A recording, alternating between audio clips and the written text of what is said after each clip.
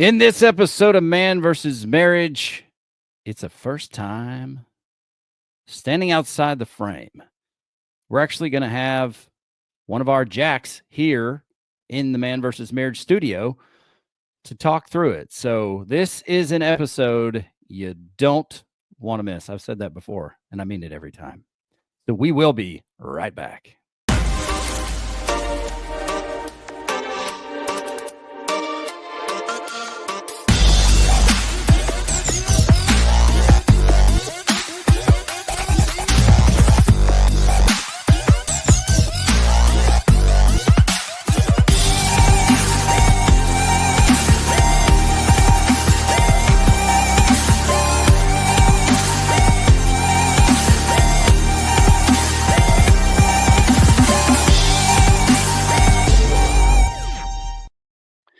Welcome back to another episode of Man versus Marriage. It is I, the Q Dog, aka the Q Diggity Dog.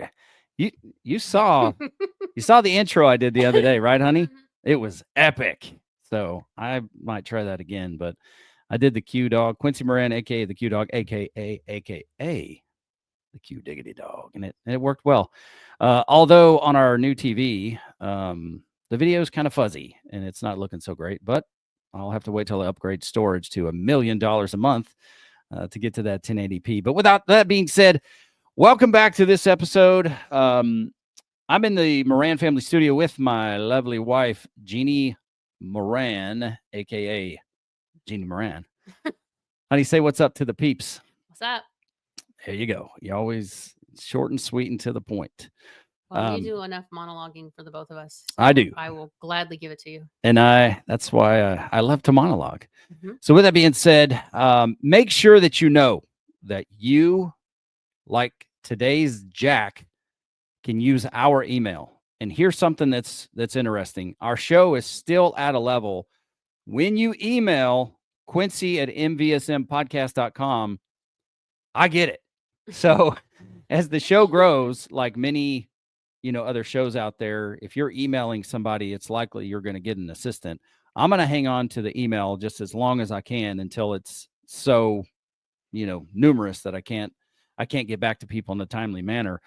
But today's Jack emailed and said, "Hello, Man versus Marriage.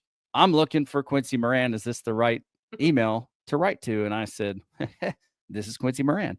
I did not know what that was about, but today's story is going to bless your socks off. So make sure you use that email, Quincy at mvsmpodcast.com, and go check out quincymoran.com for all the things that we are doing. This year is going to be a year to upgrade because I'm going to be talking to you about Man versus Marriage. I'm also going to be talking to you about becoming family famous. Those episodes are going to be wrapped in there. And this is the year where I start talking about my faith. My faith in Jesus Christ as a Christian. So whether you're a Christian or not, those episodes, I think you're going to find a lot of hope and purpose in those. So I can't wait to start sharing my faith. And then at quincymoran.com, you can go check out our apparel line. And I've got some stuff in there for all the brands. All the things, as one of Jeannie's best buddies says. That's right. So when you're there, you can check out, the Man versus Marriage signature shirt. And I encourage you to go and wear that out in public if this podcast has made a difference in your life, because that is going to spark some questions. Even if they don't ask you up front, it's going to spark some questions. And people are always looking at your t-shirt. So you can go out there and have a positive impact on people around you in culture. Just know that. And so check those out. We've got plenty of things out there. This shirt is something that's one of my life philosophies. It says, "I wasn't born ready, I was built ready." And that's what our process is all about, is building you into the man that this world deserves, that your family deserves, and maximizing your life according to the purpose that God has given you. So check that out. We got some family famous gear there. And my all-time favorite, one of them, the notorious Hustlemania, that is the Q Dog. So I'm going to stop boring you with, actually, you're not bored. You're excited. Aren't you excited, honey? Sure. Great. All right, Jack, we're going to bring you on here pretty quick. I just want to remind you that your camera's on. It's your decision if you are on screen or not. So I'll give you a minute to handle that. And if you are good with being on screen, just throw me a thumbs up and we'll get you on there. Okay, 2 thumbs up. I dig it. All right, Jack, welcome to the program. Thank you guys for having me. Yeah, you got it. So here's what we'll do. I'm going to give the floor to you. I kind of set the stage there to talk about our very first email interaction, which was pretty simple. I'm looking for Quincy, and I said, I am Quincy. And then you emailed me back.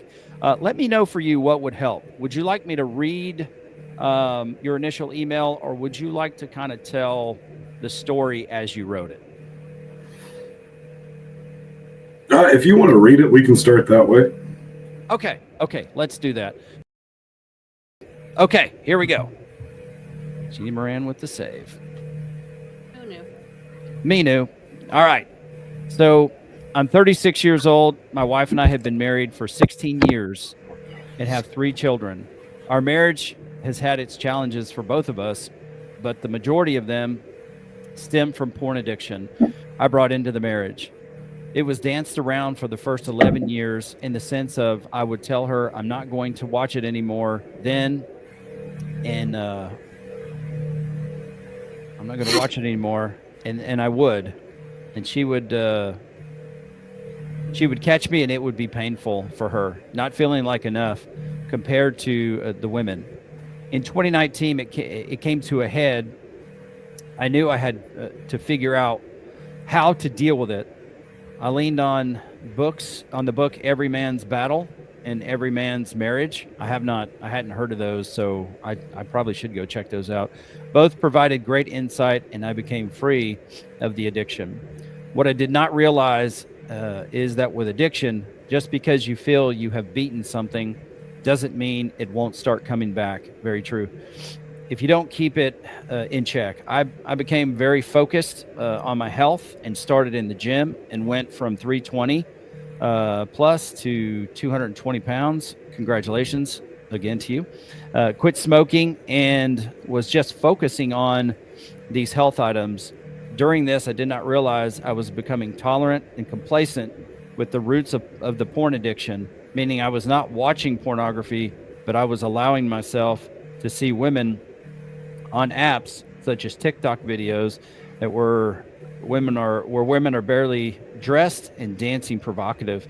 I told myself that that's just what the world we live in now, and it wasn't hurting anything because it wasn't because they weren't naked. So is that a good place to stop and pick it up, or would you like me to continue on? No, that's good. Okay. Yeah. So the next part of that, just so you know, is, so what happened is, I guess if you could call it that, your wife actually found some of this on your phone. And so that was devastating for her. And so let's pick up there. Just tell us a little bit, about your story, if there's anything that you kind of left out of that, and then walk us through what's been happening, and we'll talk through the rest of it there. Okay. So in becoming complacent with that, like I said, and just seeing these videos on things such as TikTok and Snapchat was the in particular culprit in this scenario. Like I said, it's just something that's out there, and you think it's just part of the world that we live in now. And so we were just sitting on the couch one night, and I had opened Snapchat, had a message from a guy I work with, and she saw the little notification thing at the bottom and asked what that was. And I wasn't really sure. And I mean, it was a notification on there. I wasn't following anything, so I didn't know why there'd be one. But long story short to that, she asked for my phone, and, it was just filled with just videos of, like I said, women that are barely dressed and, dancing provocatively on there. And like I said, not the definition of what we traditionally, call pornography. But after seeing the look in her face when she was looking through that, it really started to hit me what had happened. Naturally, there was hurt and there was anger on her side of things. And it spiraled because due to this not being a first time thing or anything like that, this is something was very prevalent, like I said, in the first 11 years of our marriage. And then it had kind of, started to fade out. Just it was devastating for her. And at that point, that was when it really hit me again that just because these women are not naked and it's not what we traditionally call pornography, that this was still something that was devastating. And then I had to look at how I would feel if she was on there watching videos of half-dressed guys. And it really caused me to have to do a self-check on where I was at, what was going on, and what my values were. And that's when, like I said, I realized I had become very complacent with my values and my integrity in my marriage and in my personal life on there. And that's when I went into that mad scramble. I didn't realize till you brought it up, and I was looking at it, how that first email that I sent to you went, because I thought, I've got something that I feel is god awful to offload, and I want to make sure I'm talking to the right guy that I've been listening to on Spotify.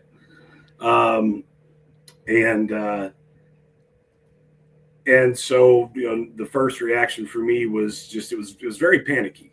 As you noticed in my first couple emails right there, it was, very much trying to find, that immediate remedy for what was going on. And, I can't thank you guys enough for the slow response on there of the way that things were worded to kind of help me take a breath.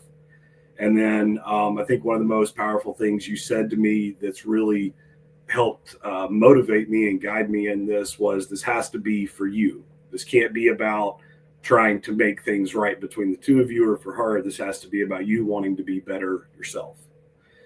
And that's kind of where everything started from there.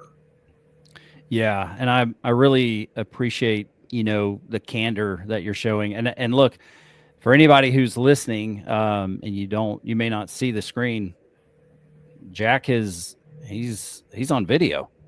And that blows my mind, that you'd be willing to put, not only put your voice and your story out there, but to face what's going on. So kudos to you. I'm going to read a little bit more of the email, but I think it's interesting, just how I've never been a woman and never will be, but how we guys can start to justify little things and say, well, it's not this. And you've lost 100 pounds and been able to keep it off. As you begin to justify the little things, that's where the bigger issues find their way back in. And so I'm with you there. It's like just thinking, just say this ever happened. It's like, yeah, this is not necessarily full on pornography, so to speak.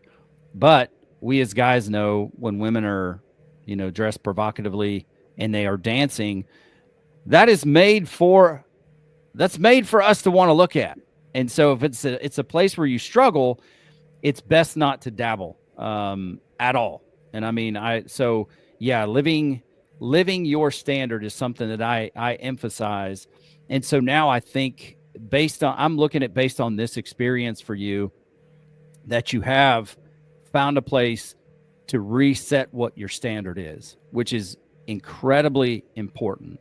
And what I'm really happy about too is that I don't know how I did it, but I was able to convey a slowdown, and just through the initial email that I sent, it seems that you were able to take on that, it's time to take a deep breath and let's relax here and try to find a way forward instead of, being in a hurry and trying to panic our way through it. And I think that's what happens sometimes when big events like this, happen in our life. So here's what I'm going to do. I'm going to read the rest of that response, and I'm going to read what I talked to you about, like my response back to you. And so here we go. That being said, my wife recently found these videos and has been devastated by my actions. It became apparent very quickly this was no different, and I've made her feel unattractive and deeply wounded. She's considered separation to prevent herself from being further emotional hurt by me. At this point, I'm devastated as a father and a poor example for my sons. This woman is everything to me, and my actions have not shown it to her. I immediately started scrambling for how to work on myself, to work on being the husband she deserves, and an example to my sons that my sons need. I came across your podcast, was blown away after the first episode, listening to how you struggled with weight. So I immediately felt comfortable reaching out to you. And that's part of what makes me thankful that, Jeannie and I talk about all the time, Jack, and we've even said it off camera. We're not a PhD. We're a journey-based podcast. And we say, hey, here's our experience. Here's all of our stupidity on display. Here's our good choices, our bad choices, and we put it out there for the people that we used to be, so that we can connect to. And I'm very thankful that that you found a place here to find some help. So I immediately felt comfortable reaching out to you. I have reached out and set up with a Christian-based counselor and start on January the 6th. But I wanted to reach out to you after listening to you and your wife and ask for help. Because after listening to your episodes, that addiction is just the big glaring issue. But there's so many more things I want to do better for myself and for my wife. I'm slowly unpacking the last 16 years and looking forward to help with it, to start correcting the things and rebuilding my marriage.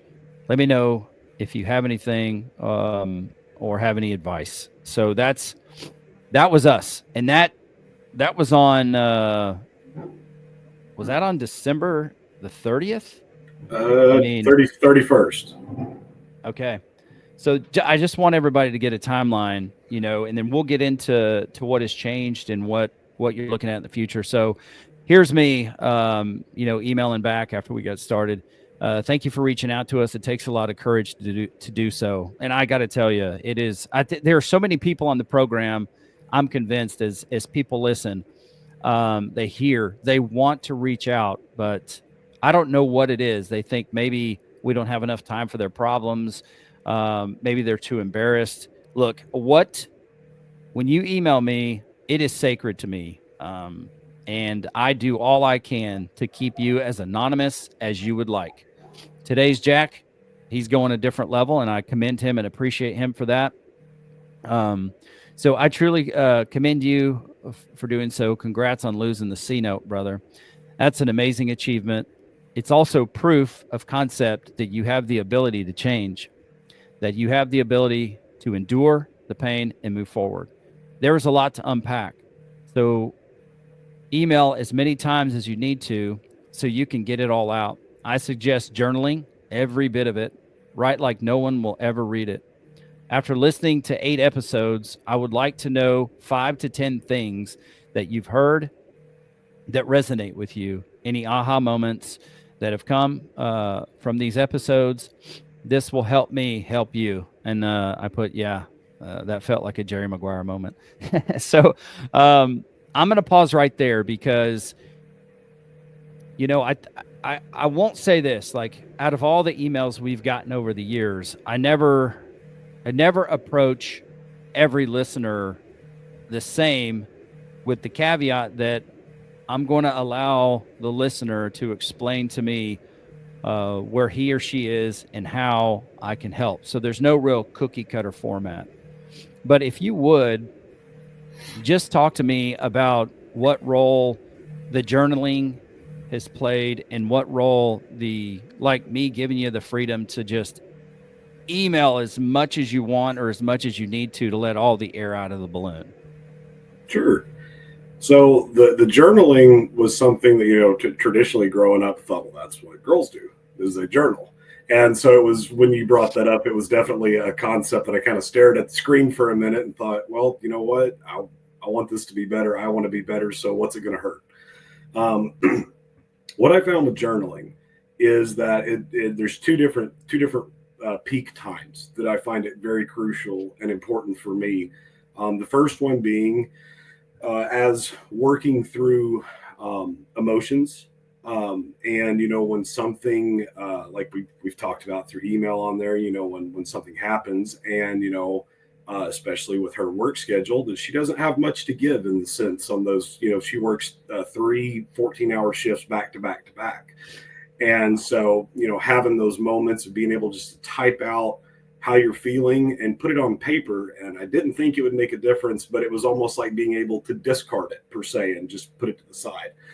And so it was really crucial in those moments. And then, there's some things that happen in our life, in our marriage, that we're excited about. And, we don't necessarily, I don't want to tell a friend or anything like that, but it gives a point to go, put down, oh my God, we went out on a date last night, and let me tell you how the next 4 hours went. And so it was a great point to be able to type that out as well, and just to convey that excitement on there. So the journaling has been crucial for me on there, and it has, now it's usually 3 to 4 times a week on there, because I didn't want it to become so repetitive that I was just typing what I did at work that day. So try to use it, in those moments, and also for self-check-in and reflection. That would be a third point there too. If something happens during the day, put out there. That way I can see and kind of see on paper how I responded, how I felt, and then that way I can be more intentional next time with how that outcome happens on there. So that would be, really for journaling on there. And then as far as being able to email as many times, when you put that on there, for me, it was a deep breath of, okay, he actually cares. He gives a shit about what's going on. And it made it to where I, was able to, in the moment, this is what was really strong on my heart and on my mind, put that out. And then 20 minutes later, I think there was one, it was maybe 10 minutes later, I was like, crap, I forgot. Went right back and sent you a follow-up email on, hey, I forgot about this too.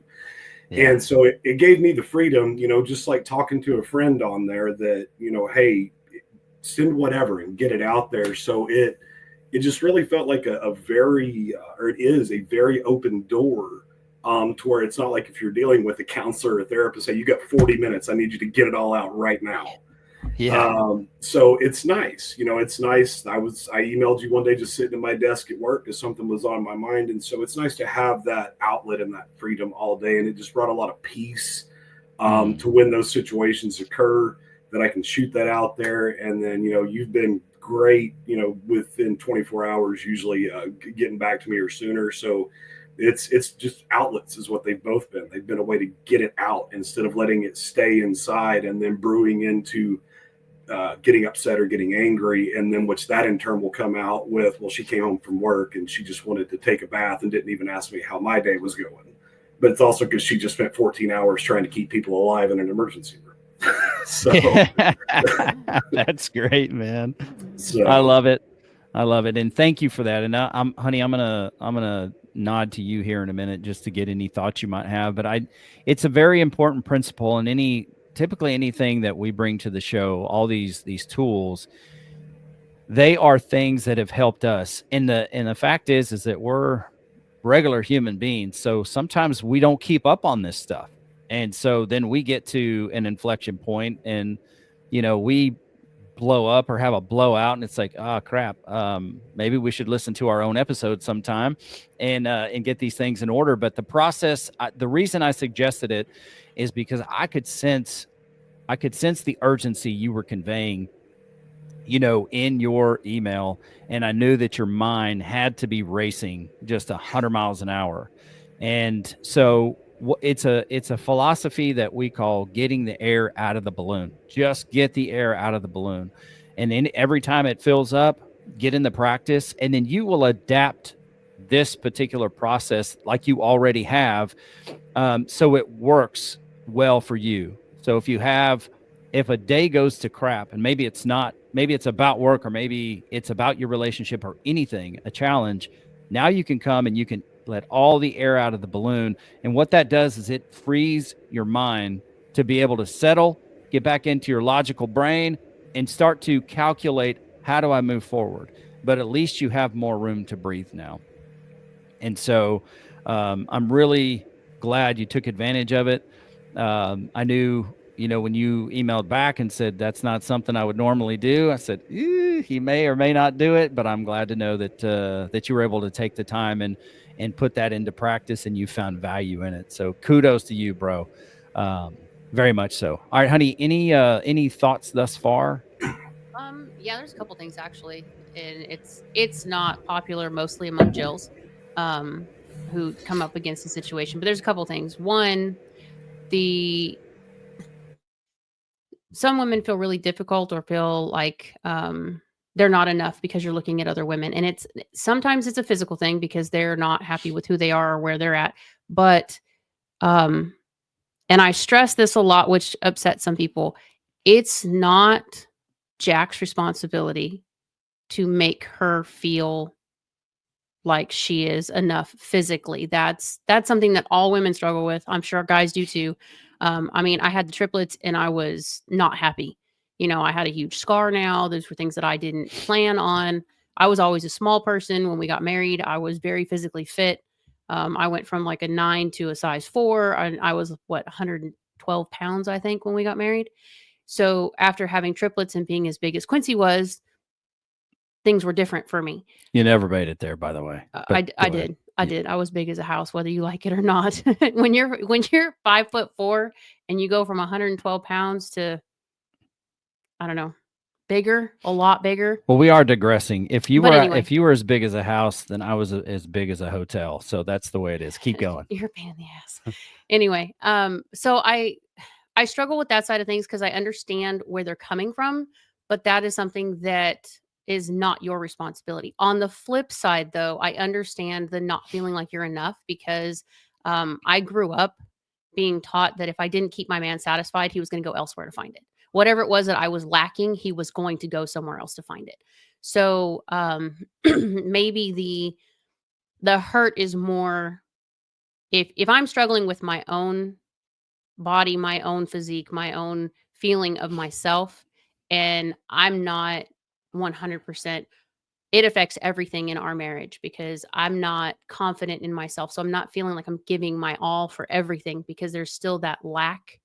And our connection usually suffers there sexually because that's when the lights get turned out. That's when, I try to hide more. I try to just get through things a little bit faster, not intentionally, but it's just an emotional strain. It's not something that we deal with so much now, but we did for a really long time. But I know if you were looking at other people, it would frustrate me because I would start wondering in that mindset that I'm dealing with, are you looking for someone else because I'm not fulfilling whatever this image is that you have or that you want? The other side is, it's more like, am I not doing enough in the bedroom? Am I not satisfying things that you want? Is there more of an interest in things that you're seeing versus things that I'm doing? Because there are some things that you can see on that stuff. Y'all, that's a line that a lot of people should not be crossing. I'm just saying, but at least for me, to each his own, do your own thing. But that's a lot of those things are not things that we would entertain. And it's very difficult when you're that person, because if it is something that you wouldn't entertain and your spouse is watching it and they're getting excited about it, it's a very frustrating point because now you're struggling with, that's a compromise I can't make. So where does that put us, in our relationship? Because I can't bring myself to do those things. So I understand the hurt and the pain. And the reason I'm bringing that up is because as you're going forward and the things that you're already doing, the smaller things that you're doing, try to be mindful of or bring in a conversation. I don't know how, because Quincy and I have a very different communication now that we've been doing this for so many years. But it's a delicate place to start with, are there things that concern her specifically?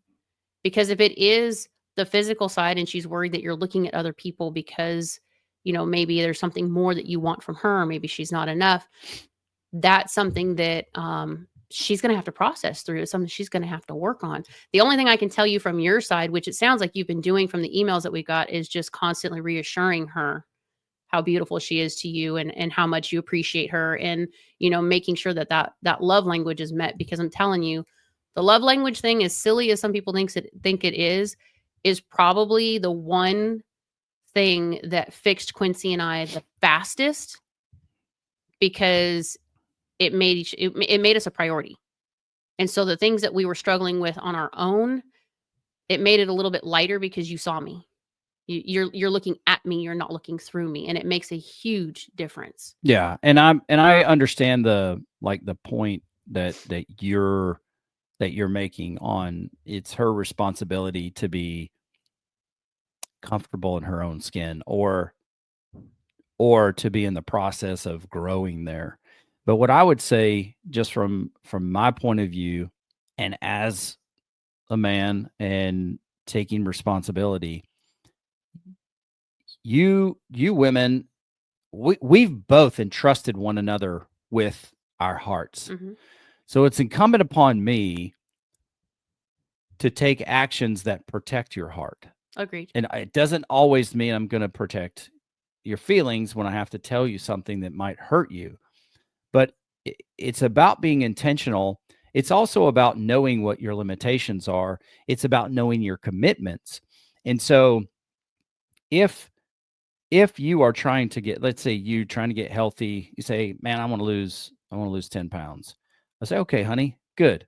And then you're in the process, you're struggling. It's up to you to be resilient and build yourself. But I shouldn't come along and say, hey, looking kind of fat over there, only 9 pounds. You might want to, If you're that stupid of a person, well, and I'm saying that as blunt as possible because I know it's more of a concept rather than something that I'm saying would happen directly. The concept is it's incumbent upon me that if you've trusted me with your heart, I do have responsibility. agreed. What I'm saying is the hurt might be coming from more than just what he's doing. It might be something that she's dealing with internally, and then this is adding to. Sure. So that's why I'm saying I'm not condoning or saying right or wrong. What I'm saying is sometimes that's the flip side. Like her coming home frustrated and him wondering, "Oh God, what did I do?" And then finding out it wasn't him at all. It's work. We all struggle with that, and we take on a responsibility that isn't always ours. Now, is it Jack's responsibility because he was looking at the stuff and he knew that that was a line he shouldn't cross? Absolutely. If there's a line there, there's a difference because they have stated that there is a line there. What I'm saying is I think some of the reason, and I'm kind of jumping ahead because of the other emails and some of the stuff that lasted longer between the two of them, with the intimacy issues and things of that nature. I think there's still more issue underlying on her side. And I'm not picking on her. I'm just saying I don't want, when our listeners come to us and they hand us their marriage and they're like, well, this is what's going on. I can't help both sides if both sides aren't participating. But from Jack's side, I also want to be clear. There are some things that as I'm reading through the emails, you're taking responsibility for an emotion that may not necessarily be your fault. It might be that you added to, but it is not necessarily all yours. So be careful not to take full responsibility and try to fix something that may not fully be your responsibility to amend. Does that make sense? It does, and I'll bring a caveat. I'll put a bow on that with what just came to me about it, and then we'll bring Jack on and see if he's got any thoughts. Jack, I have you muted right now just to kind of eliminate some of that background noise. Okay. Here's where you take responsibility. I wrote this down, and it's very meaningful for me. If your actions violate your commitment, that's where your responsibility is. And I think that's where the line is drawn. Like I can't hold you responsible because I feel like crap about my body. But if you've made commitments to me and then you violate those commitments and they harm me, they hurt me emotionally, physically, then that's where it's your responsibility. And for Jack, he made commitments. He had made commitments. He had overcome it. He didn't realize at that point that when you overcome something, life is always going to bring it back to test you. It's going to test your mettle. And so it's at that point that you have the opportunity. It's now stepped out of, say, the addiction phase, and it comes back to familiarity, and now it's a choice. And the place that I know that the most is my health, because I overcome things and then I battle them. I overcome things and then I go down the road and I start to justify little things, and the little things, they are the snowflake that can lead, to the avalanche. But that's what happens. It starts with the small things. Biblically, I think the Bible even talks about it. It's the small foxes that spoil the vine. It's the little things that you allow, you get passive on those. And then they start to build up. And before you know it, you're back to doing things that you wouldn't normally do, things that you've overcome. So Jack, I just wanted to bring you back on. Any thoughts on what Jeannie's talked about, or maybe what I've talked about there, or just let us know if you're ready to proceed. The only thing I would add to that is talking about it's not necessarily all the responsibility falls on there with me. I think that part of it too is when you have an event like that, naturally, as a husband, the first thought is, this could have all been prevented by me, and better course of action on there. But yeah, I do understand what you're saying there too, because, at the same time, kind of like Quincy told me in the beginning on there, one of the best sayings I ever heard was, if you want to help the people around you, get better yourself. Don't just try and help them get better. Yeah, absolutely. And I can't take credit for that. I was, just in prayer asking God how to be, how to influence people. And he's the one that brought that to me. And he said, hey, the best advice you can give is to be the example. I said, okay. I said, I take that. I receive it. Now I'm going to go do it. So, and then this is where I proposed to you. I said, Jeannie and I can offer you a standing outside the frame episode if you would like. It'll be very helpful. And then also, at some time, if you'd like to get on here, because if you'd like to get on at some point, and my cousin Noah, I told you, offline, we're going to be doing a series on porn and porn addiction. So, there's in the line of work that I'm in many industries, there's something called continuous improvement. Even, what your wife does for a living as a nurse, they have to like recertify or re-up their licenses. And so I just encourage you and the listeners out there, for the things that you've overcome, the things that have lived you rather than you've lived them, it is important to continue to invest in that area of your life to remain sharp, to remain fortified, to remain present and aware that at any time that life could bring that back to test your mettle, to see where you are. And it's at that point, like if you've done the work and you've invested the time and energy, you'll be much more apt to overcome when that comes to your doorstep. So just a piece of advice there that I've had to learn and taken myself. Let's see. All right. So let me see if I have this right now. This is some advice here too. Right now, I will ask you to focus on what you can affect: your attitude, your effort, and your action. Don't overwhelm your wife with promises, and with promises and extra actions you will not be able to sustain. It's time to be aware, define a path, and then decide. This may not be popular, what I wrote next, but I wanted to be real about it. Christian counseling can be good, and it can also suck. I should know. I'm a Christian, and I've had some Christian counseling. Last thing I'll say, if you're looking to overcome this addiction for your wife and to save your marriage, that, in my opinion, is a plan to fail. It must be a part of the standard of who you want to become and what level of excellence you want to live your life. That's where it begins. The levers or the mechanisms are another thing. Christ can deliver us from addiction. Christ can allow us to walk a path of reconciliation in order that the parts of our life become a purpose for helping others. And then I just want to say, thank you again for having the courage to reach out, and then welcome to 2025, the year of gratitude. I think you're well into a year of gratitude thus far, my man. Oh, yeah. And I am so happy for you. So let's talk a little bit about, what happens next, because you got back to me on your aha moments. And I realize, listeners, this is not your typical standing outside the frame email. But I'm just really appreciative that you would get on here and that you guys are listening and you're willing to listen through me stumbling through how to do this, because we just have not done it before. So this came from you, and this is after my email. My biggest one so far was the love languages. I knew they existed and kind of had an idea of what they were, but I'd never stopped and had the perspective of what was her love language. I just always knew that I liked the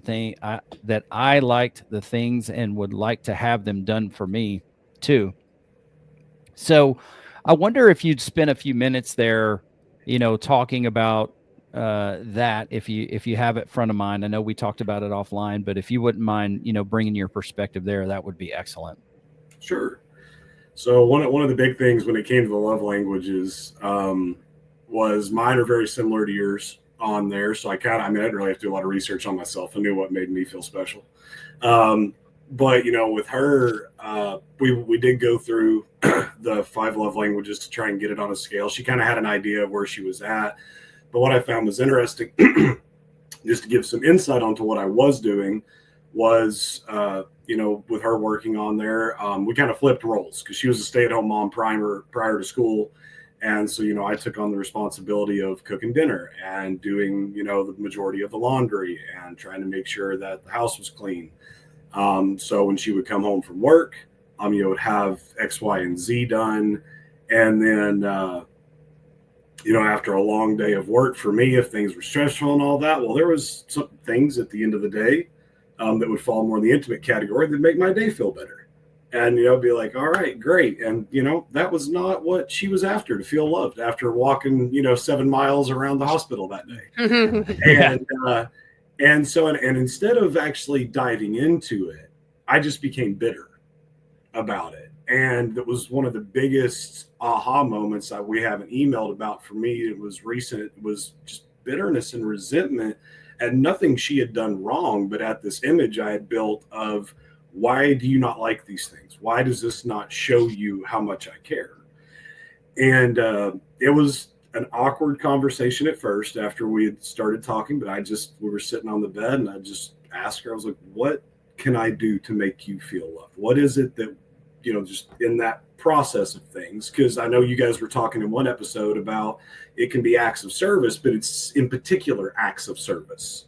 Yeah. And, because I was doing the dishes and doing the laundry and cooking dinner, those are all acts of service. And, and she said, well, those things have to get done either way. So it's not necessarily something, I'm appreciative that you're taking care of the house and making sure the kids' stuff is good to go. But I thought it was interesting earlier, you guys were talking about how you can quickly start a healing process with this. And I found it to be the most truthful thing in such a rapid way when we had that conversation and she was able to say, hey, this is something, an act of service at the end of my day. Something as minute as just an 8-minute foot rub after she's done, something like that. And the way that she lit up, knowing that there was no expectation, it was like, well, I'm going to rub your feet and then we're going to jump in the bed. There was nothing like that. It was just, I'm going to rub your feet and then let's cuddle up and get some rest on there and get the next day started. And I think that one of the most beautiful things that came out of that is it took about a week, about 7 to 10 days. She just came up to me. She's like, something that would make me feel really good is, our island and our kitchen table stuff gets set there. Would you care to make sure that's cleaned off when I come home from work? I'm like, yeah, that's like 2 minutes to get something like that done. And she's like, that makes me feel good coming in and not seeing stuff all over there.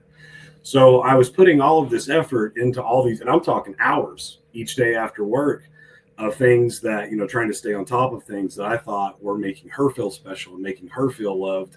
And it's been crazy, to say the least, to see it's these very small incremental things that cause her to just light up and glow like we're dating. Wow. And, and I told her, I would not anticipate after what recently happened that within 4 weeks, to be doing something for her in that aspect, something as simple again as a foot rub or something like that. And for her eyes just to light up and glow at, and that just huge, beautiful smile she gets. And you can just see it that she's like, yeah, he loves me. in that moment. And oh my. So I can't understate the power of that when we were emailing about that. And then like I said at the beginning of this episode, talking about the rapid, almost overnight change of somebody being able to feel what you didn't know how to express in a way that they received it. Man, that was somebody's cutting onions in this neighborhood. Holy cow. That just fills my heart with so much gratitude and joy that you guys are experiencing that. And, not once have you made excuses on why you can't do something, bro. You have not made the excuses. You've just turned around and you got to work. So I commend you for that. And I think it's important, even that, honey, that you and I remember that just because I feel loved when certain actions take place, it doesn't mean because I do those for you that you feel love. That means I'm trying to love you the way that I receive love, and it's not going to resonate. And that's exactly what Jack is talking about there for you, the listener. He was doing the things that he thought this would matter to me, or he was doing the things that he thought this is a basic act of service. And he was able to have that conversation with his wife, and she was willing to give him something. What's the bigger aha moment is that you followed through, you made a commitment, you followed through, you set a new standard, and then she was willing to come back to you. That means that there's been a bridge of trust built there where she can now come back to you and say, okay, this would also make me feel wonderful and loved. And so she didn't stop there. So that tells me that there is transformation in your relationship. And it's incredible what being intentional can do to your relationship and how that transformation can happen so rapidly.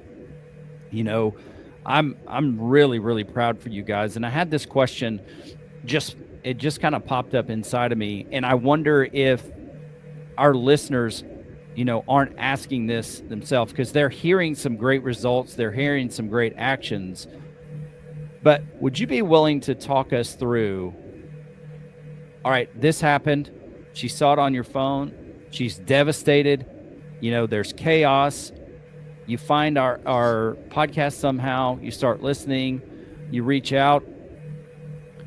How did you come back to her after breaking her trust again? What was it like, or what it looked like coming back to her and saying, hey, this is where I'm at, and this is what I want to do? Because originally you said she was considering separation. So what did the conversation look like when you went back to her and you said, okay, this is where I'm at, this is my commitment?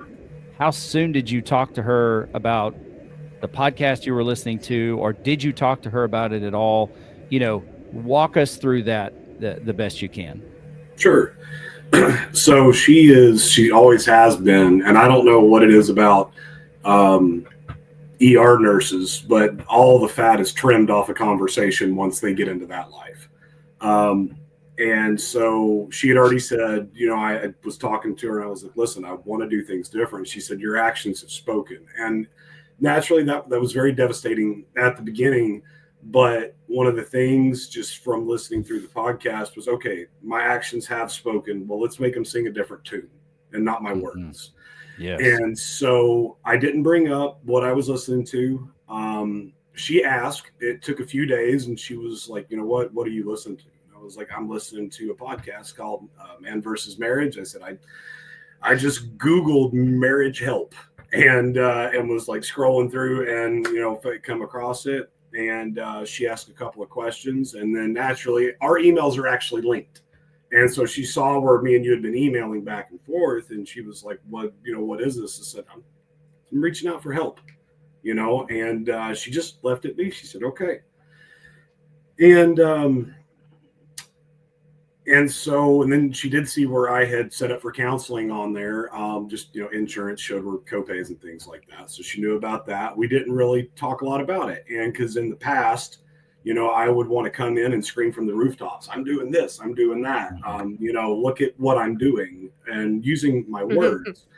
And so this time the only reason she found out I was coming on the podcast is through that email. She's like, "You're going on the podcast," and I was like, "Yeah, I'm going to," and because I didn't want my words to be what she was holding on to, because those have failed her more than once, and I wanted her to see action, and then in turn the result of the action. So I've actually been I've tried to be tight-lipped in a lot of ways for the most part of that.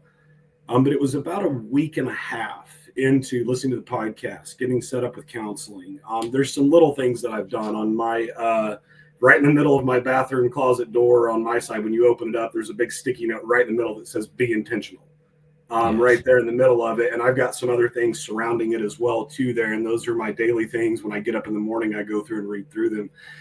And I was about a week and a half in, and I shared the message with you that she sent to me. That was the point where she said, I can see the effort that you're putting forth, the change. You're not giving up. You're not quitting. And I want to try and move forward and put this past us. And that was, just real quick on that was a pivotal moment for me in the conversation me and you had initially, because prior to this, I would have taken that as, okay, cool, we're back in the smoothed over zone. Everything's good. Just throttle back into cruise mode, right? And so the Band-Aid. Yes, exactly. And so when she said that, I know I turned right around, and I want to say I emailed Quincy in the gym parking lot when I got that text from her, and was like, now I'm even more motivated for my actions to scream loud. And the question that I actually asked her, and it was, there's a lot of these communication topics and ways that are very clunky because it's not something that I've done or practiced with her. That's right. And I went up to her, and I think I shot her a text. I know we got to be careful what we send through text. But I just sent her a text message, and I said, I just want to know, get your aspect on that. What is speaking louder right now from me? And she said, she said, your actions. And I said, well, my intent is for them to scream louder than my voice ever could. And she said they are. And that was confirmation for me. If this is not a time to settle down and be like, hey, okay, we got out of the storm, we're all right. This was a moment of, she was engaged in it, and it just has continued to fuel that fire to keep growing, keep pushing, and to be intentional with everything. And so that was kind of that moment. Was she texted me at the gym that she can see the action. I immediately email you out of excitement of, hey, it's time to keep hammering down and put the pedal to the floor. And then for her to give that affirmation of, your actions are screaming loud volumes. Yeah. That, man, what a tremendous story. I'm just a little overwhelmed at the moment. So I'm loving it, dude. And I got to tell you, I've talked to I have to have this conversation with myself, and then once I've lived it, not to perfection, but to excellence, I kind of bring it to people. And when I was going through becoming a new man, I always look for things to say. I'm a former football coach, so that's just naturally what we do. We talk to our players and coach them up, but we have to coach ourselves up in the same respect. And so, it's important for me that the standard of my life is not to do enough to get by, but enough to get better. And if I hold myself to that standard every day, then success is not going to cause me to become complacent. And that's one of the worst aspects of success, because you can get comfortable, you can become complacent, and then you lose your edge. And I'm not, like we said earlier, I'm not talking that it's always got to be some performance-based process, but it is important that you remain consistent with your actions. We're going to fail. That's just part of being a human being. There's beauty in the pain of failure.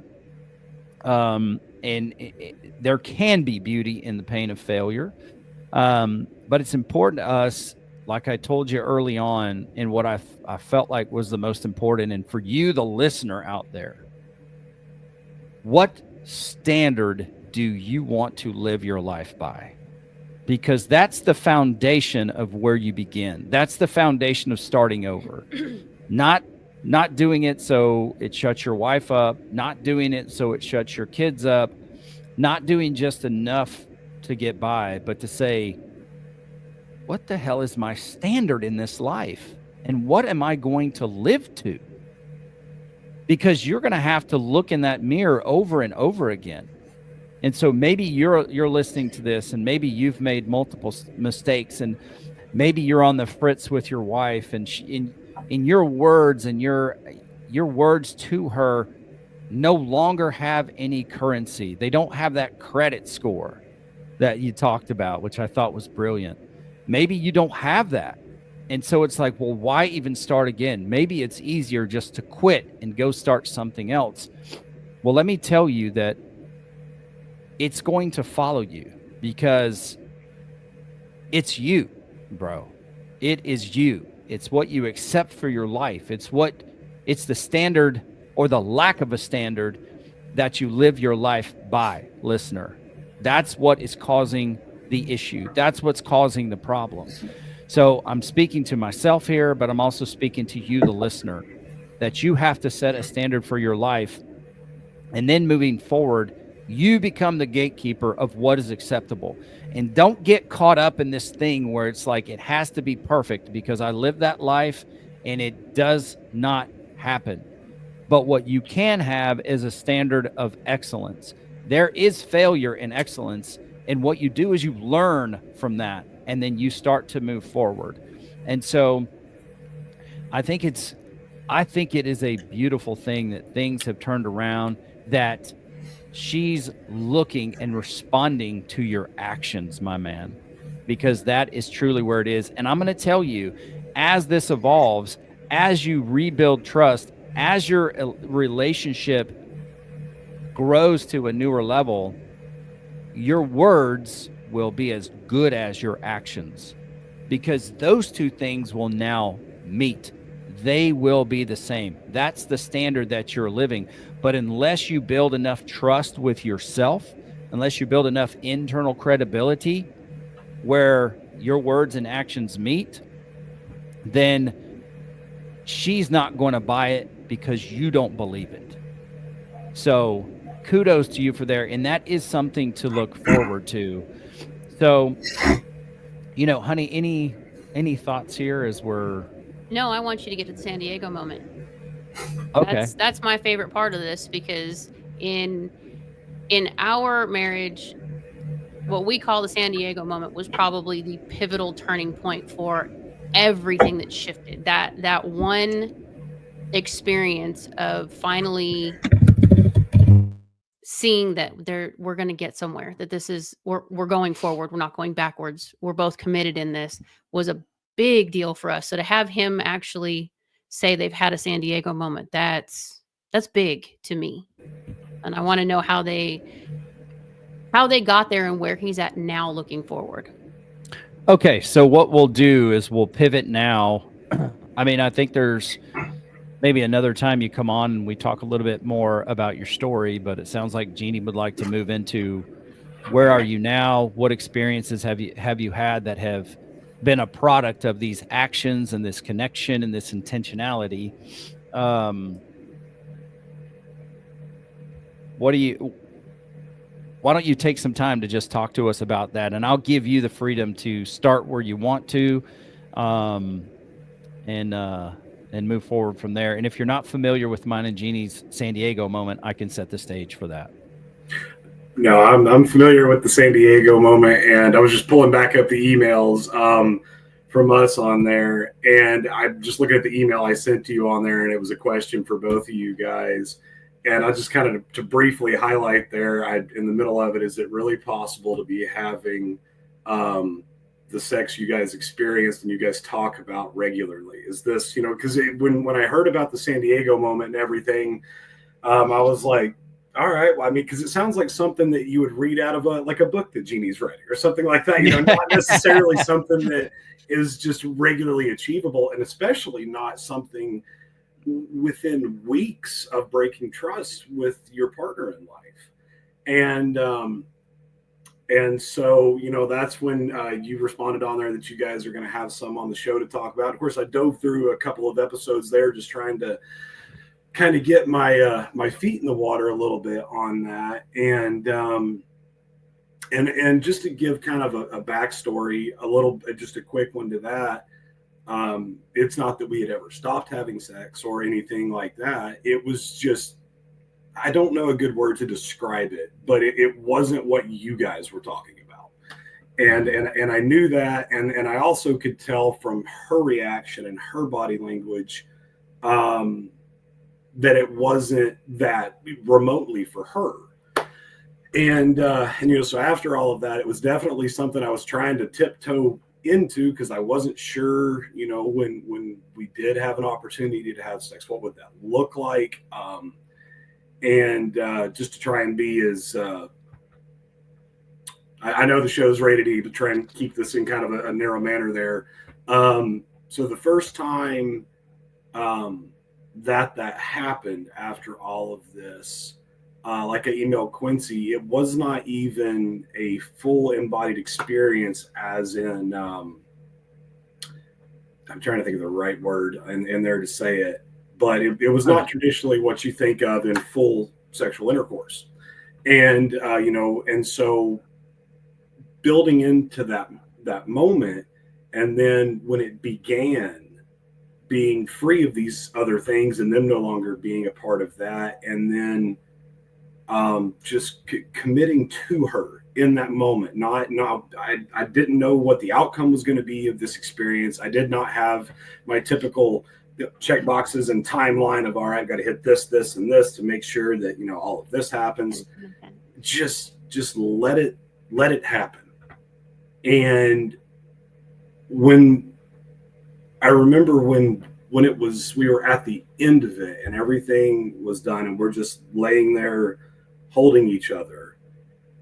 And I remember I sent an email out, and I told Quincy this, and, she just she rolled over and she looked at me, and she was lit up, is the only way I know how to say it. She just had this glow about her. And I remember from my side on there, it wasn't, okay, well, this is great. We both, climaxed. It felt one in a spiritual way that I don't recall being there. And I could tell it was equal on both sides. She had the same experience. And I want to throw this in there for anybody that, is listening or watching this too, because this was the comment that came from her not long after. And it was very difficult not to be offended on there. But the comment from her was, I did not realize how bad my sex life was. So naturally, my first knee-jerk reaction was to be upset. But what I come to find is what she meant by that was, this has never happened before. Yes. Not like this. Yes, that kind of connection.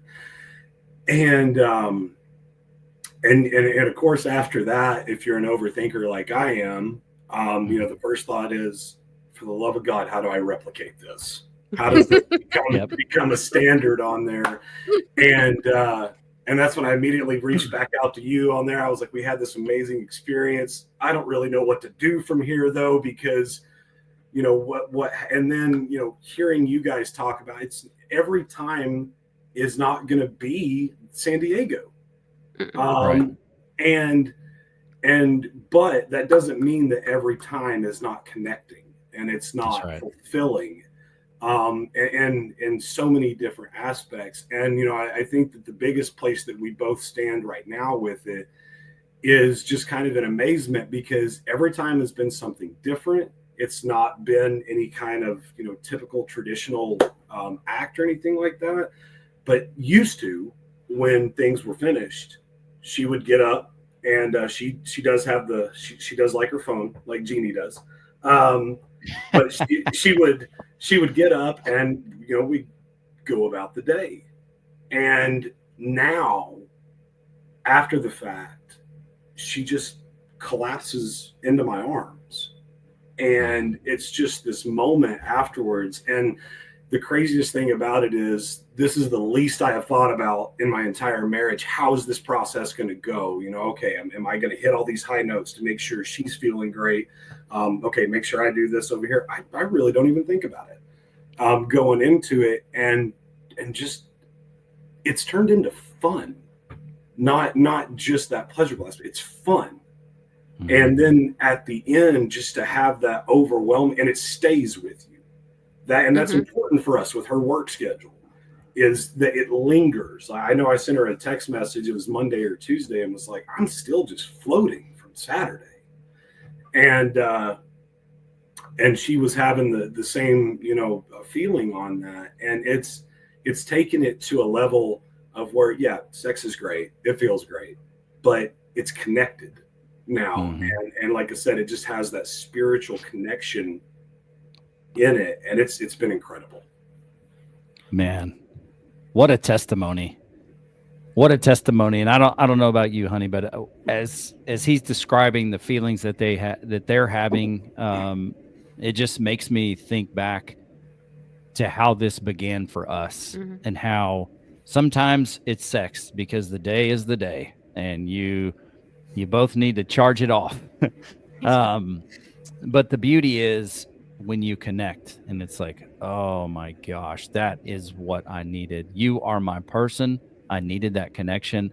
And I love the language that you use. It lingers, because when you're removed from it a day or 2 days, and then you start to think about your spouse and how you made love and how you connected, you can go back to that moment, and it really encourages you. It strengthens your heart. It fills you with hope. It fills you with wonder. It makes you feel like I can take anything on, because that connection is a connection now. And so I'm very proud for you guys. I'm very proud for the actions that you've taken. I'm so grateful to your wife that she opened her heart back up to you, and she allowed you another opportunity to show her the man that you are, to show her the man that you want to become, to allow you to present that and to get back on that path. So please let her know. I had no idea that she was reading the emails, and I'm not going to change anything about the emails, but I had no idea that she was reading them. It's interesting to know. I'd love her perspective, on my perspective sometime, if she'd be willing to give it. But please thank her for giving you the opportunity to run this thing again. And I'm very excited for what the future has for you guys, and continue to enjoy the moments and the lessons. And I think this is probably a great point for us to pause. The one thing I would ask you to do, just take a minute, and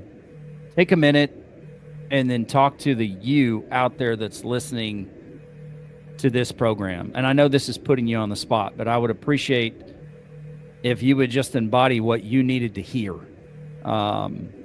And say, for somebody that's struggling, maybe it's porn addiction, maybe it's alcohol, maybe it's, I don't know what it could be, but take a moment for me, if you would, and just talk to you out there, and give somebody some hope.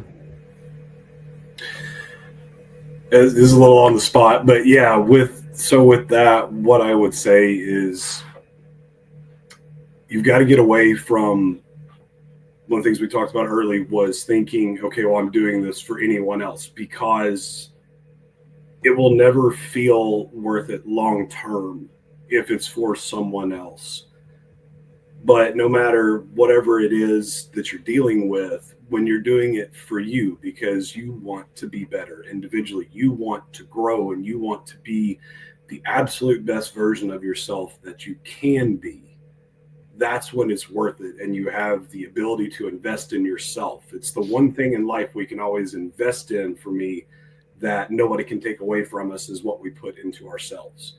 And that's right. One of the things I've been very focused on with all of this. And the beauty of that for me was knowing that as I invest in myself, as I continue to get better, and all of these other areas and grow stronger. And that integrity shows through on there. And even with putting my face on this podcast, part of that, I was very nervous when I was talking to my wife before I got on here, when she was asking me if I was going to do this. And I said, I want for other people to see that it's okay to have had this issue, and then to put your face out there and for people to see who you are. And that's one of the reasons I wanted it out there, was so people could put a face with the story that we're talking about. Because at the end of the day, we all go through stuff. We all make mistakes and we all screw up.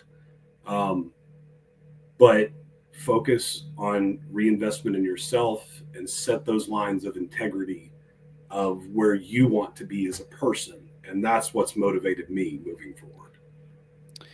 Man, that's awesome. And I appreciate you letting me put you on the spot. I think it's important to just be raw about it. And I follow Ed Milet. I love the work that he's done. It's really changed my life just listening to him. And, he says all the time, you are best equipped to help the person you used to be. And so I wanted to give you an opportunity to exercise that. And you are talking to people around the world. And what Jeannie and I have learned is that whether you're in foreign countries around the other side of the globe, or you're in America, Canada, Mexico, anywhere, marriage is marriage and life is life.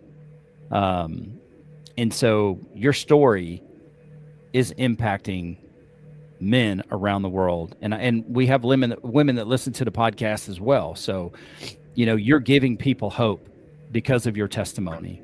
And I just want to honor you once again for doing that. And so thank you very much. Thank you again for having the courage to email. And, if somebody out there they're a listener to the show, but they're not emailing, what could you tell them just quickly to say, hey, I encourage you to do it?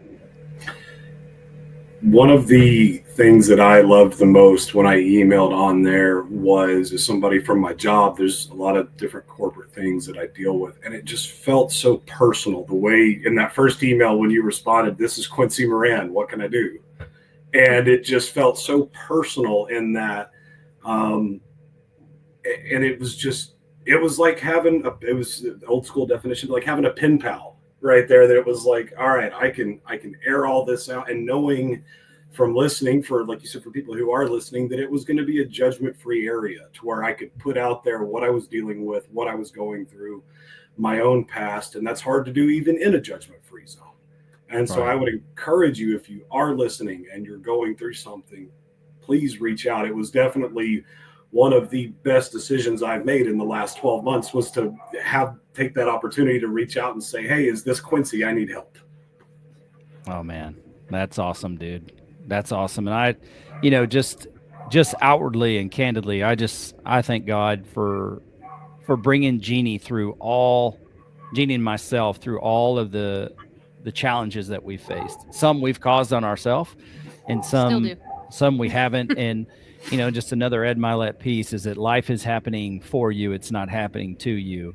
And that is a mindset that we've tried to embrace as we've gone through all these challenges, even as recent as last year, going to Hawaii and having zero sex, and one of the worst trips of our life. So it still happens.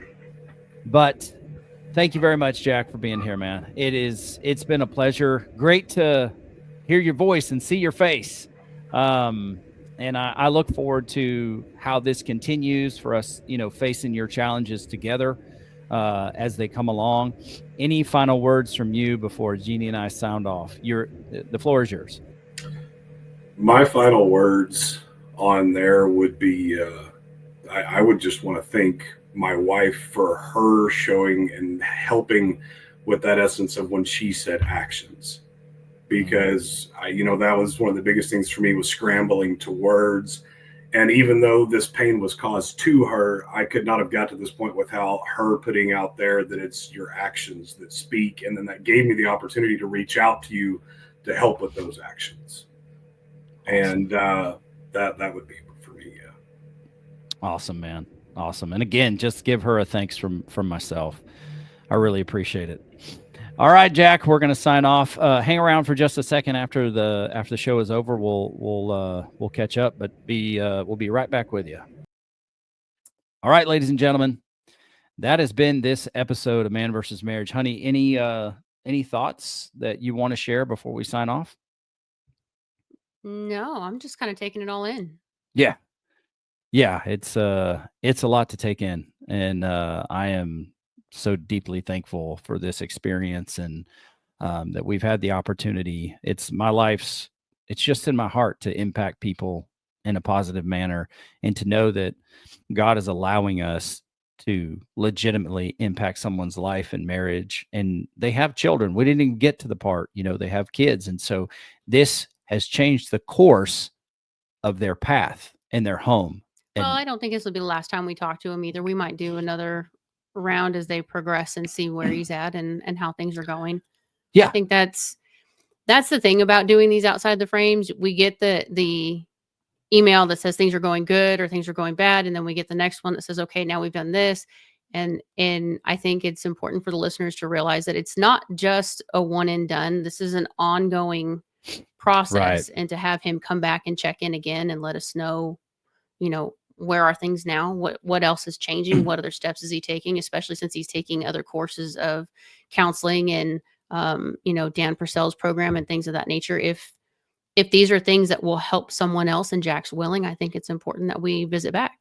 Yeah, and I would say, to your credit, this part of this process is because we kind of screwed up on the last standing outside the frame, and so we had to get better at what we do, and we had to make some clarifications. And the first show or so didn't go so well for the listener that wrote in, but we're working forward and working through it, and as a result, I feel like we're getting better at that ourselves. So that's it. And you know what? Jeannie mentioned Dan Purcell and Get Your Marriage On. I just want to show you guys, make sure that you go download the Intimately Us app, even if this is after the contest has started. But in February the 1st, 2025, he has a challenge that he puts on, and you can win all kinds of prizes. And also, it's just about investing in your intimate relationship. So this is what the app looks like. Go check out Get Your Marriage On at getyourmarriageon.com. Dan and his wife Emily are doing amazing things for people in their life when it comes to intimacy and their sexual relationship. So make sure you check that out. Finally, don't forget to go to quincymoran.com. You can check out all the things we are doing there to affect life and culture.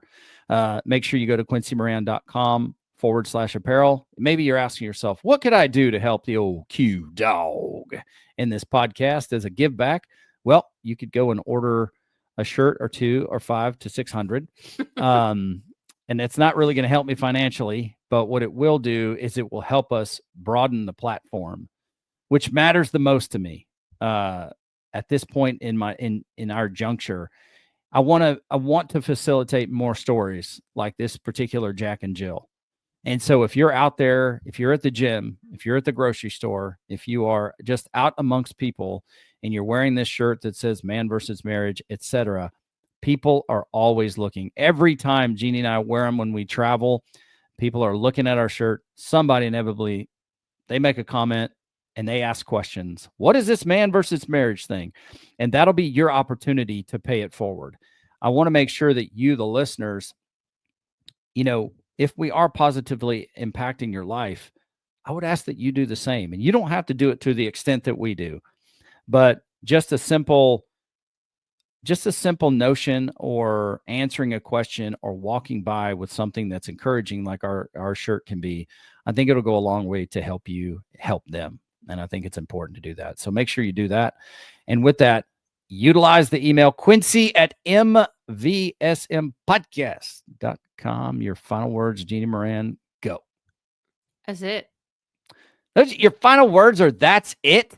I have nothing else on this. You have covered everything and again, monologued the ending. So I am good. I'm golden. You've hit it all. Let's go. All right. That was a little bit better. All right. She is Gina Moran. I am Quincy Moran, and this is Man versus Marriage. The podcast. Yeah, baby. You did it. That's your last word.